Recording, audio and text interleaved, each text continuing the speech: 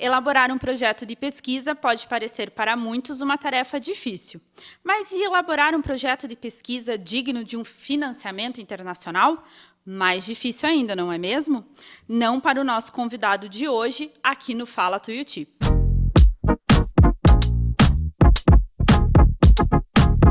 Aqui no estúdio comigo, o doutor em psicologia e professor do programa de mestrado em psicologia forense e também do programa de mestrado e doutorado em saúde da comunicação humana, ambos aqui da Universidade de Tuiuti, professor Sidney Priolo Filho. Bem-vindo, professor. Obrigado, Amanda. Professor, o senhor está à frente de alguns projetos de pesquisa internacionais, entre eles um na África, que lida ali com a questão da linguagem de sinais. Conta um pouco para a gente como que está essa sua pesquisa e quais são os próximos passos. Esse projeto ele teve o início dentro da graduação em psicologia aqui da Tuiuti com uma aluna nossa, a Ana Rebeca Benevides, que ela é intérprete de Libras, ela tem formação em Libras. Ela foi orientada pelo professor Carlos, que hoje é professor também do programa de mestrado em psicologia forense. E eu participei da banca desse projeto no TCC e achei o projeto muito interessante e falei para a Ana, se ela tivesse interesse, eu poderia levar para os meus parceiros internacionais para a gente tentar expandir o projeto. E foi isso que acabou acontecendo. Esse projeto da Ana, inicialmente, ele foi publicado numa revista internacional. Ele está publicado na Children Youth Services Review, que é uma revista muito conceituada internacionalmente. E nós tivemos o auxílio da professora Deborah Goldfarb, da Florida International University, e da professora Carmit Katz, da Tel Aviv University.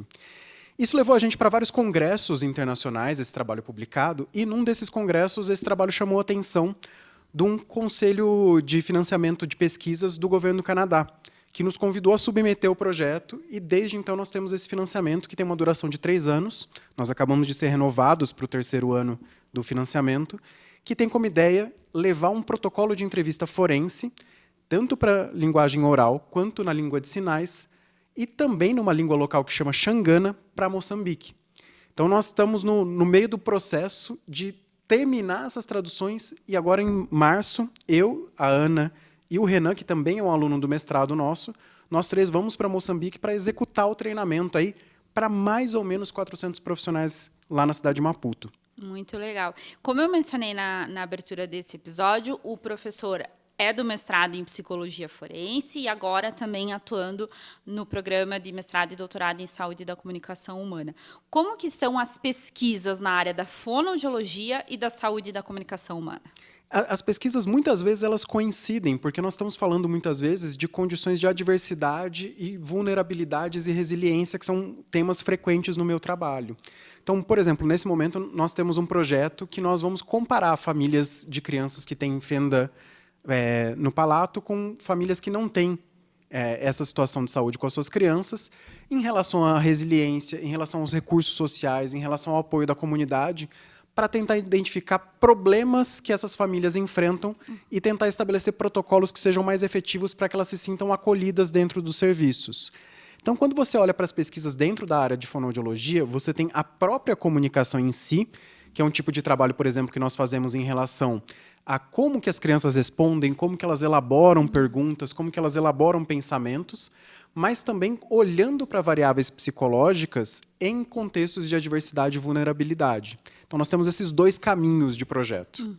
Em algumas das suas pesquisas, o senhor começou a inserir a inteligência artificial. Conta um pouquinho para a gente como que estão essas pesquisas, aonde que a inteligência artificial entra. Esse trabalho é muito em conjunto com o professor Cristiano, do Programa de Saúde da Comunicação Humana, e com a professora Rosane, também da Saúde da Comunicação Humana. E nós estamos explorando isso, o potencial da inteligência artificial, para encontrar soluções que sejam com bom custo-benefício, que tenham um nível de acerto maior do que o humano e que tenham um nível de erro menor que o humano para problemas de saúde. Então, por exemplo, nesse momento nós estamos desenvolvendo um projeto que nós vamos submeter para apreciação de um financiador internacional, tentando criar uma espécie de chatbot. Então, um profissional vai conversar com uma inteligência artificial e essa inteligência artificial vai definir para ele qual seria a melhor dieta para um indivíduo que teve um AVC. Então, quando nós olhamos para essa estratégia, o que eu estou olhando ali como psicólogo é como que as pessoas se comunicam com esse chatbot. Pouco tempo atrás, uma empresa até fez uma campanha, né? Por favor, não xinguem a nossa inteligência artificial. Porque muitas vezes é frustrante para as pessoas lidarem com essa inteligência artificial, então elas não querem utilizar aquilo. Vide um exemplo que é bem simplificado. Quem gosta de falar no telemarketing? Ninguém gosta. Então, ele tem que ser muito user-friendly, que a gente fala, né? E para isso nós vamos analisar como as pessoas estão se comunicando. Essa é a minha parte dentro desses projetos. Como que as pessoas estão se comunicando com a inteligência artificial? Quais momentos elas se sentem satisfeitas ou não? E é muito interessante, porque as pessoas, de fato, elas elogiam, elas xingam o robô ali que elas estão conversando. Eu acho que a maioria das pessoas já fez isso ao telefone alguma vez. Eu confesso que eu já. Vai logo, eu quero falar com alguém, né? Não quero saber o que você tem para me dizer. E esses dias nem foi no telefone, foi no estacionamento do shopping. Então, como tem essa característica, nós estamos de olho nisso. O que faria um profissional, então, de fato, se engajar e conseguir ter essa troca com a inteligência artificial? Muito bacana. Professor, eu gostaria que o senhor desse algumas dicas, umas 3 dicas práticas, para quem está acompanhando o nosso episódio e está querendo submeter a sua pesquisa a um financiador internacional ou não. Eu trabalho muito num viés de aplicação e publicação internacional, né? Então, eu sempre digo uma coisa que a professora Gayle Goodman, da Universidade da Flórida, me disse uma vez.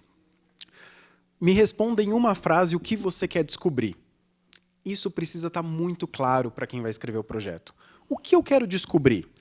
Eu quero descobrir, então, se tal condição da fonoaudiologia ou se tal condição psicológica tem tal consequência, se as famílias assim são diferentes das famílias assado. O que você quer descobrir? Isso precisa estar muito claro. Eu sempre digo que muitas vezes os alunos eles saem escrevendo e depois eles pensam no problema de pesquisa. O caminho é o inverso. Primeira coisa é o que eu quero descobrir.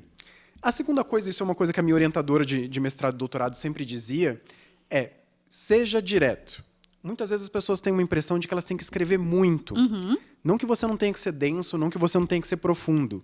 Mas você não precisa contar a história do mundo no seu projeto.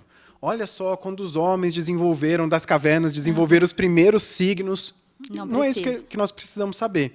Eu preciso ter clareza do que você quer descobrir. Eu preciso que você seja direto, ao mesmo tempo que você seja profundo e denso. E um terceiro elemento que eu acho que é mais da minha experiência é como que você pretende descobrir isso? Eu sou uma pessoa muito ligada em métodos. Então, como que você pretende descobrir isso que você se propôs a descobrir? Porque muitas vezes as pessoas falam, olha, eu queria descobrir, então, se tal condição psicológica acontece nas famílias que têm essa condição de surdez. Tá, e como é que você vai fazer isso? A pessoa não pensou no como. O como é fundamental, porque o como ele é vivo na pesquisa. Você lê uma pesquisa, você fala, eu acho que eu vou para lá. Você lê outra, você fala, talvez não tão para lá, eu vou vir um pouco para cá.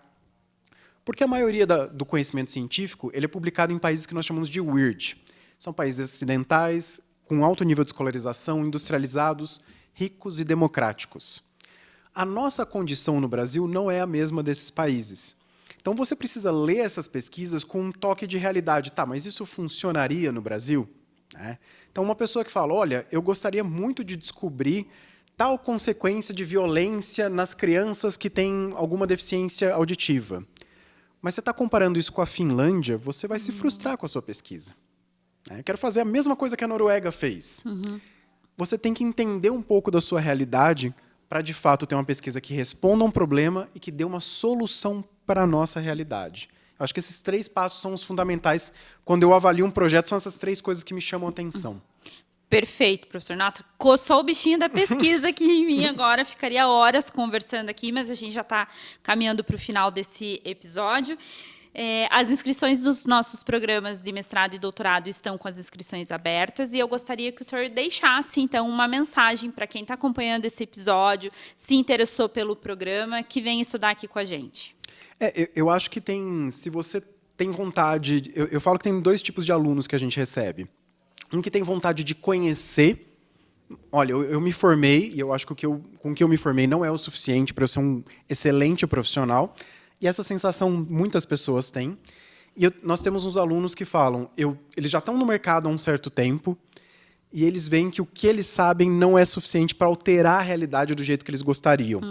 Então, se você tem essa inquietação, os programas de pós-graduação são para você. Os programas de pós-graduação são para propor soluções para a nossa realidade.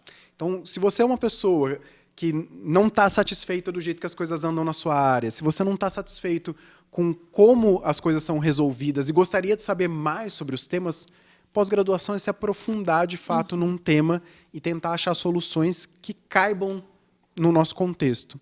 Então, acho que para esse grupo de pessoas, a pós-graduação é sempre muito bem-vinda na carreira. Legal. Professor, muito obrigada pela sua participação aqui no Fala Tuiuti. Imagina, obrigado você, Amanda. Esse foi o Fala Tuiuti de hoje. E se você tem uma sugestão de pauta, nos envie um e-mail para imprensa@utp.br. Roteiro, meu, em parceria com a professora Rosane Sampaio. Identidade visual, Leandro Padilha e Beatriz Alberton. Produção, Maria Carolina Leiria. Equipe técnica do Laboratório de Som e Imagem da Tuiuti, Marcelo de Paula Reis, Edson Vaz, o Rochinha e Lotário Krieger Neto. Até a próxima!